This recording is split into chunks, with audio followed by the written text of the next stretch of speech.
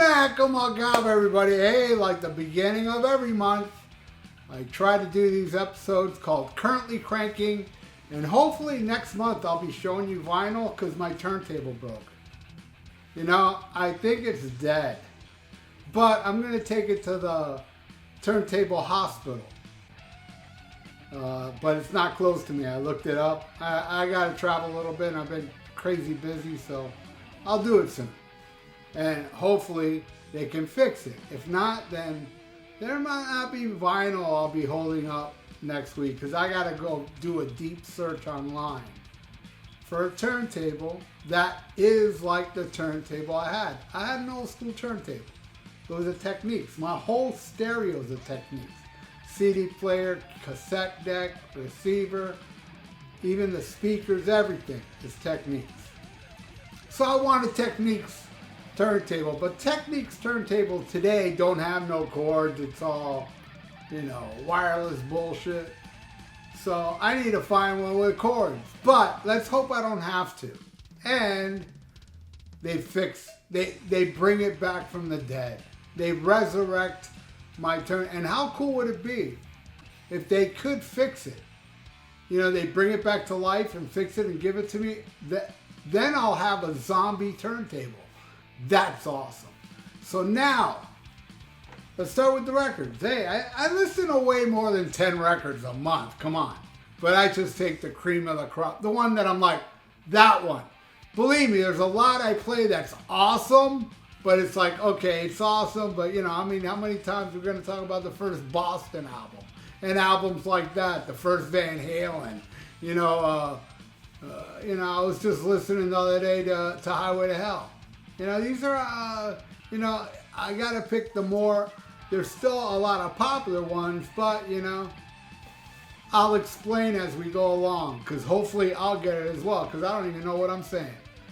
Here's the first album. Yeah, I bought this when it was new. This is Gold and Platinum, Leonard Skinner. I'm a big fan of Leonard Skinner, and when I was a little kid, it was like maybe a year after they got killed, a year or two, they released this, which is like a best of. It's a double album, but it also has songs like Coming Home, and there's other songs on here that weren't on the albums before. And yeah, just great stuff, man. I love Leonard Skinner, and I love how fancy it is. You know, the album cover, it's embroidered. And then you open it up to the gatefold, and it's this. All cheap and shit, but it's cool, man.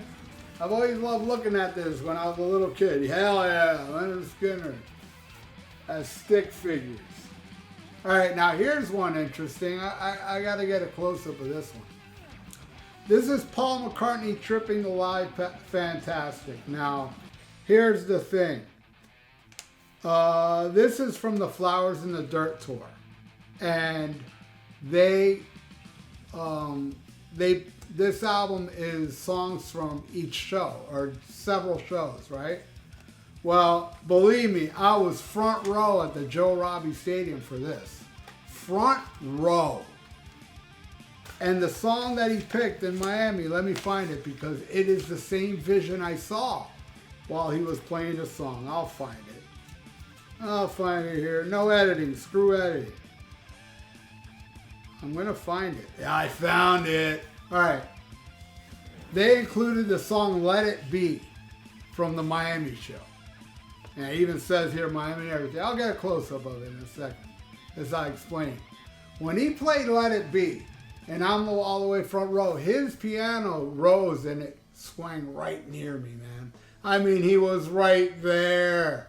It was like I was in a piano lounge and there's Paul McCartney fucking feet away from me doing Let It Be. Unbelievable. And this was the vision I had. I swear to you, it was just like that. See how it is? I mean, it looks a little further than how I was. I was very, very close. I mean, I was like that close. Anyway, yeah, and it's a great live album, you know. I gotta admit, I don't really like a lot of Flower in the Dirt. When he does the Flower in the Dirt stuff, I like Put It There. That's about it. But the rest is good. A lot of Beatles, a lot of classic Wings and, you know, stuff. Tripping the Live, fantastic. Paul McCartney. All right, here's one. This is so cool. Because this is an album, you know, it's in my top 10. I know I did a top 10 album here of all time, in my opinion. And it is the Plasmatics Coupe d'Etat. It's like my favorite, right? Oh, this is awesome. This is Coupe de Grace. And these are demos from that album. And like Mrs. Taboo is totally different, but it still kicks ass. I'm too used to the original, so of course I'm going to be more original. And yeah, it brings a poster. And the poster is this. Anyway, it's awesome. This is pretty much another version of one of my favorite albums of all time. Coupe de Grace. Amazing stuff. All right, here's one. Man, you want to talk about a killer band. Well, I'm going to talk about a killer band. This is a band that, I don't know, it's been a while. 15, 20 years maybe. Or maybe, let's say 15, give or take 15 years. I have some online friends that had this band, and I knew them beforehand because they were called K-Octave, and that was awesome too. But then they did this band called Final Sign right here. And the name of the album is Hold High the Flame. This is such badass metal. It's been a minute since I heard this. I was like, man, what do I want to hear? And I'm going through my CDs and I see that and I'm like, oh my God, I haven't heard this in a long, long time. As the kids say, I haven't heard this in a minute. So I slam it on, man. I urge you guys. You like the killer heavy metal? Listen to the song Daring the Sun. Daring the Sun. Final Sign. Type on Final Sign, Daring the Sun. Come on. Pause this damn video. Go listen to it and come back. Am I right or what? Yeah, there you go. But yeah, Final Sign. Hold High the Flame. Awesome metal. All right. Okay, hey, here's my favorite soundtrack of all time. I don't know. Maybe it has been in a past currently cranking. I'm not sure. But it is my favorite soundtrack of all time. And I bought it in 1974. It's unplayable now. I still got my copy from 1974. But it is unplayable. And I bought several copies through the years, finding better copies. But this one, only 1,000 of them were made. 180 gram of Phantom of the Paradise. And this is, yeah, it's 1,000. Only 1,000 made, man. And it sounds unbelievably kick-ass.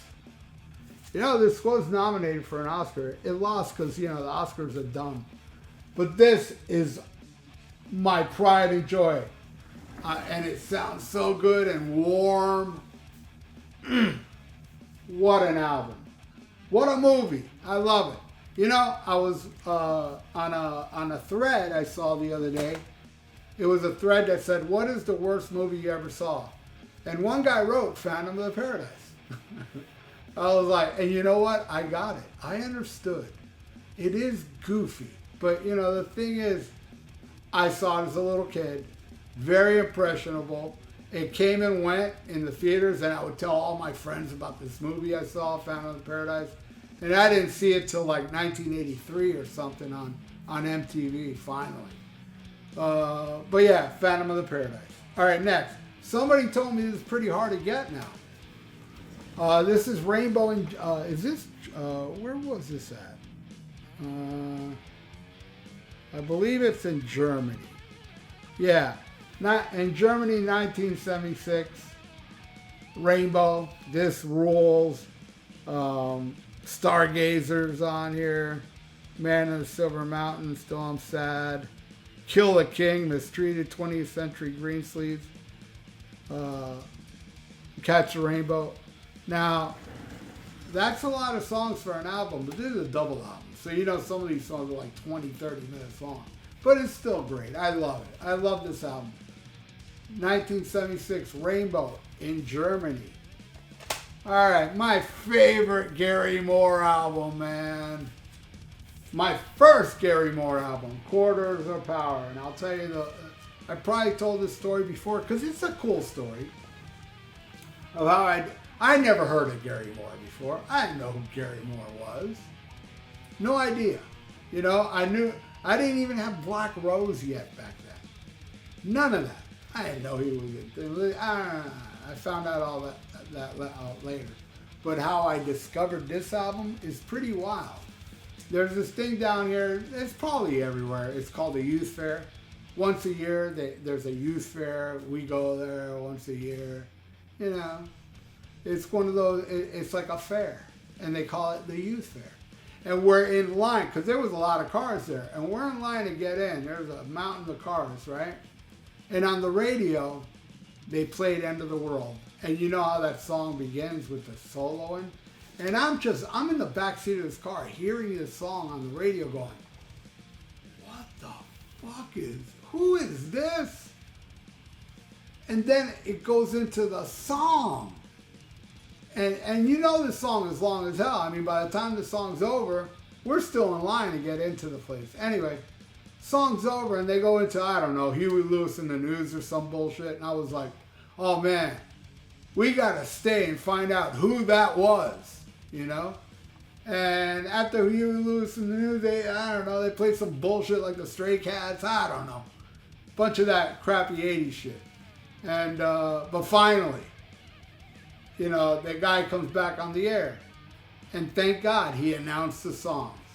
All right, we had Stray Cat Strut by the Stray Cats. We had Huey Lewis in the News, and this is a bullshit band. And Gary Moore with End of the World. Gary Moore! Gary Moore, remember that. And yeah, I ran out, I found this. This album is all killer, no filler. This is the best damn album he ever did. Commercially, I think it's more focused. I know he went on to be the blues thing. This is a metal album, but it's got some songs that just grip me, man. Like Falling in Love with You, just get me, man. I can't wait until tomorrow. I'm always gonna love you. Don't Take Me for a Loser. Gonna Break My Heart Again. It's such a catchy song, man. Wishing Well I Can Do Without. I don't like anybody doing Wishing Well. Who else did it again? Who did Wishing Well again? There's a bunch of bands that did Wishing Well. I just don't like that song. But yeah, great album. Corridors of Power. All right, next. All right, I just did a review of a show I just saw. Dark Angel, Sacred Reich, Hyrax, and Void. And I taught, you know, I was so blown away by the band Void, I bought their CDs. I came home, I played both the CDs, and then did the review. Well, I've been playing both of them nonstop, but I'm just going to hold one up. Let's just say I've been listening to them both nonstop. Void. And this album's called Forbidden Morals. And it's an awesome, awesome newer band. They got some music videos that are pretty cool. They're thrashing, they're heavy, but they dress up in puffy shirts. It's fucking wild. I love Void, man. Awesome band. All right. Look what I bought. You know why? Because I played this the other day. By the way, this is the original Combat with these boots. This is the original that I bought in 1985. And I should tell that story quick.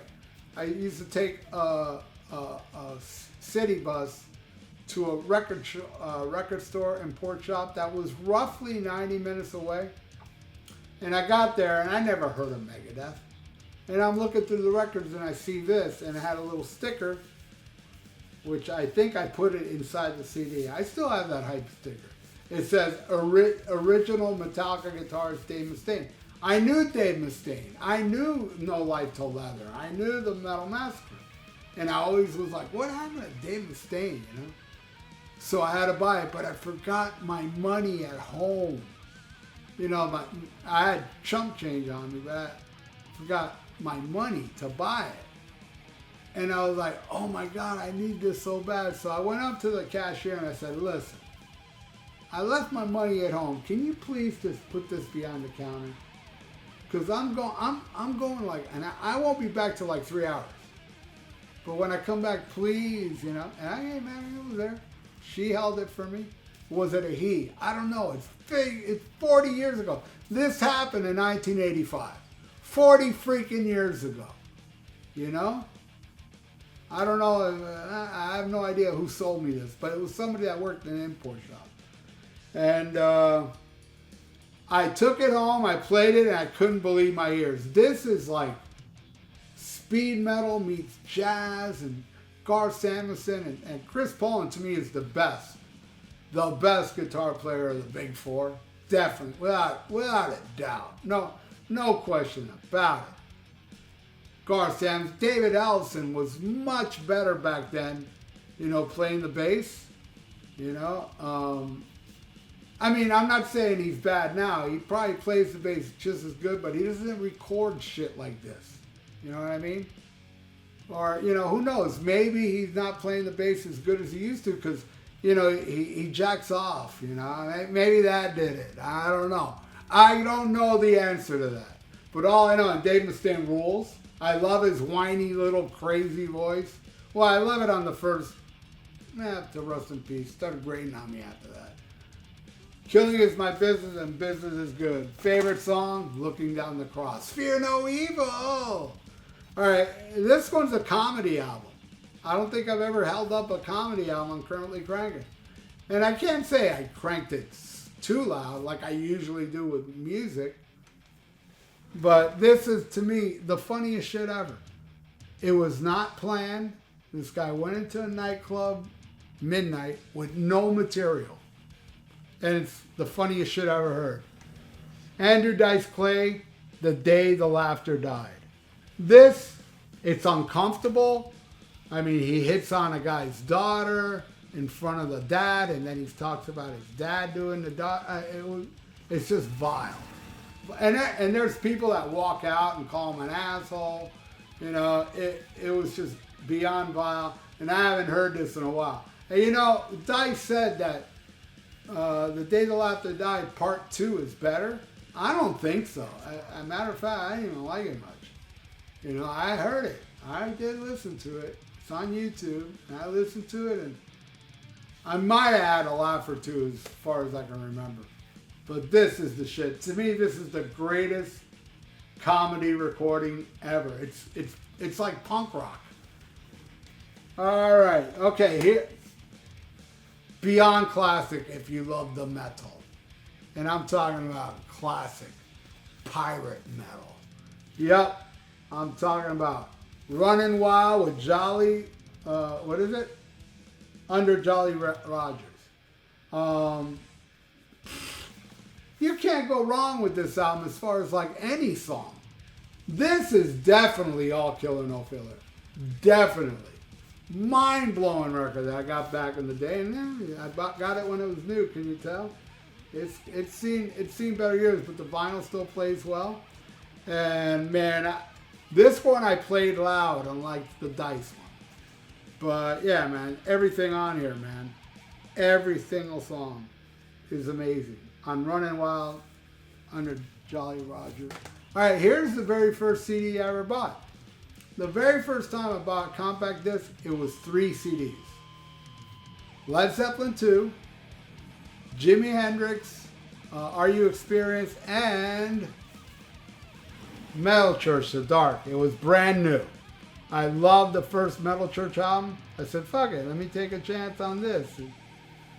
Won't say it's as good as the first one, but it's a damn good album. Ton of bricks, start the fire, burn it up forever. You know, Western Allegiance. Oh my God, everything on here. Everything on here. Watch the Children Pray was the video. The Dark, rest in peace, David Wayne, and the drummer, man. God, man, I can't remember his name now. And it's probably too small here, but forgive me. The drummer, who was so inventive. He was such an inventive drummer. You know, very extremely underrated. All right. Next. I haven't heard this one in a few minutes, as the kids say.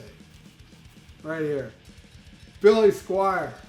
Don't Say No. I bought this back in the day. I got swept up in the Billy Squier hoopla, but really just for this album. Even though I do own a couple of his other albums, I didn't buy them back then. I got them many, many years later.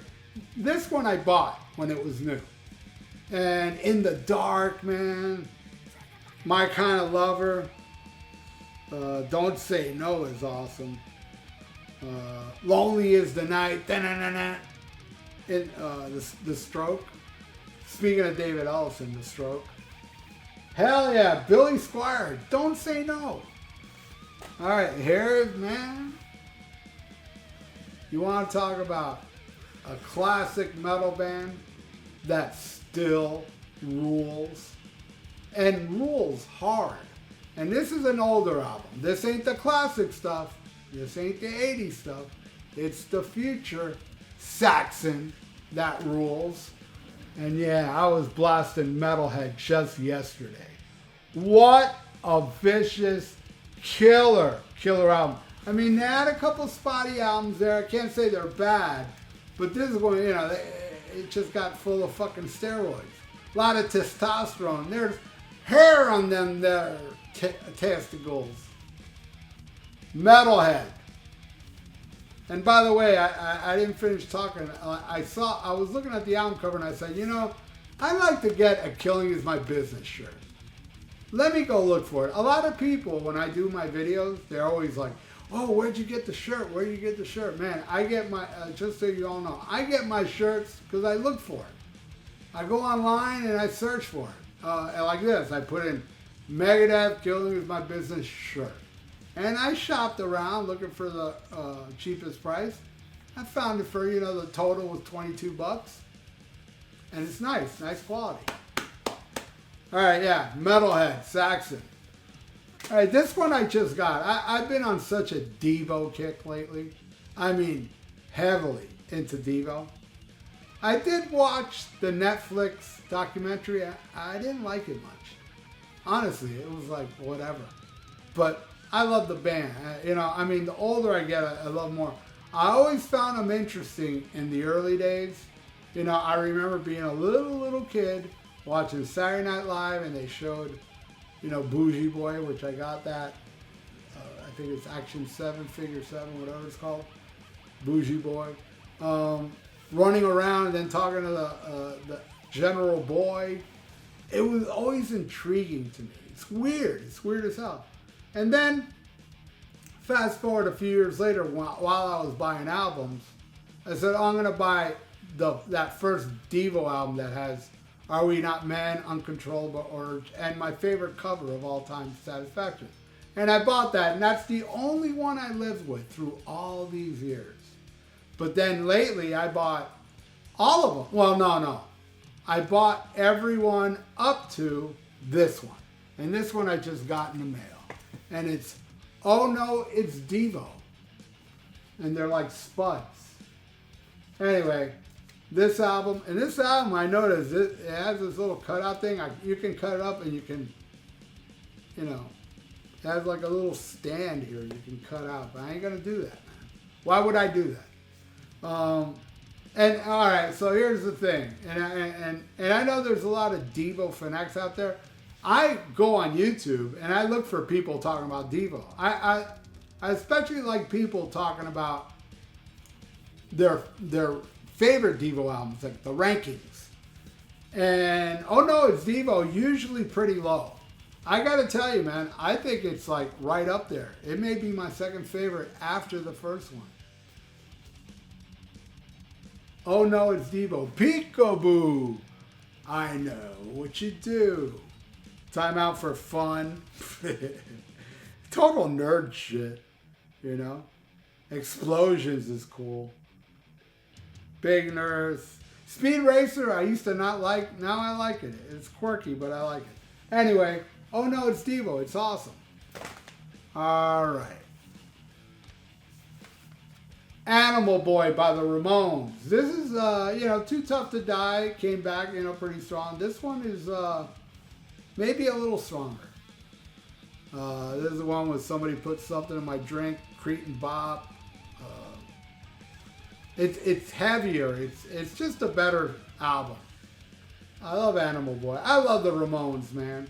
Every month, really, I listen to the Ramones. And I don't know if I pull out too much Ramones for the Currently Cranking, or maybe none at all. Well, it's about time I do it. I listened to this one this month. I love it. All right. Oh, we just lost him, and I did a news report on him, and I can't remember his name because I suck. It's 3 in the morning too, man. It's time for me to go to bed. I usually do these videos, you know, the last thing I do because there's so much shit in my life, you know. But I'm tired. I can't remember the dude's name, but he recently passed away, and it sucks. And I've been listening to a lot of Supertramp since he died. I got even in the quietest moments, my favorite Crime of the Century, and I have the other one. I forgot the name of it. Yeah, I have like 4 or 5 of their albums. Now listen to this album, you know, most people's favorite, and it has the most hits. Definitely the most hits. It's like 4 or 5 good known songs on here. And I love it, man. Supertramp is awesome. I've always loved Supertramp. I can't remember who the guest was. We had a guest on the podcast, and he was goofing on this person that used to be on the show because he liked Supertramp. And I'm like, hey. He's like, come on, what do you expect from a guy like Supertramp? I'm like, dude. Anyway, love it. And that guy rules. I don't care what he thinks. Let him hate Supertramp. His loss. All right, the last CD, but there's still one more vinyl. Project Driver. I had Rudy Sarzo sign that. Can you see it? Well, trust me, it's there. This is a strange band. This band, I kept reading about in magazines. You know, oh, Tommy Aldridge and Sarzo got a new band. They got Bob Rock. And, yeah, so I was very excited, and they got Tony McAlpine on guitar, and Rob Rock, who I did see once at Sun and Steel Festival. But this rips. What happened was, I don't know, I'm pretty sure this is what happened. Tommy Aldridge and Rudy Sarzo got an offer to be in Whitesnake, and there was money to be made, right? So they just dumped this. This is what I think happened. This album smokes. It probably wouldn't have done nothing as far as getting popular because the world sucks. The world can't accept an album this killer. It just can't. But yeah, man, Nation's on Fire. What's that other song, man? Writing on the Wall. Some great metal, heavy stuff. Project Driver. It was originally the band was called Driver. All right, last album. I love this album, even though I don't know what the hell they're saying, because it's sung in Japanese. This is the first Loudness album. I have all the Japanese albums. This one's called Disillusion. This is the first one. And this is one Crazy Doctor. It's just, you know, and it's all sung in Japanese, but I don't care. And Akira is one of my favorite guitar players ever. He's beyond amazing. And I highly recommend Loudness to everybody out there that doesn't want to understand lyrics. So there you go. That's what I'm currently cranking this month. Join me next month. Hopefully I'll have vinyl to show you. If not, then I'm still on the search for that, you know, turntable. Or I will be showing you vinyl because then I will be possessing a zombie turntable. How cool is that? So thanks everybody for watching, and please subscribe to my channel. I've been going half an hour here. Are you still watching half an hour later? Let me know in the comments below so I can just say it. You freaking rule. Thank you so much. And I hope you are subscribed. If you're not, please subscribe to my channel. Ring the little notification bell and like the video. It's good for the YouTube algorithms. So stay frosty. Listen, killing is my business and business is good. And then Supertramp. And schmack 'em a gob.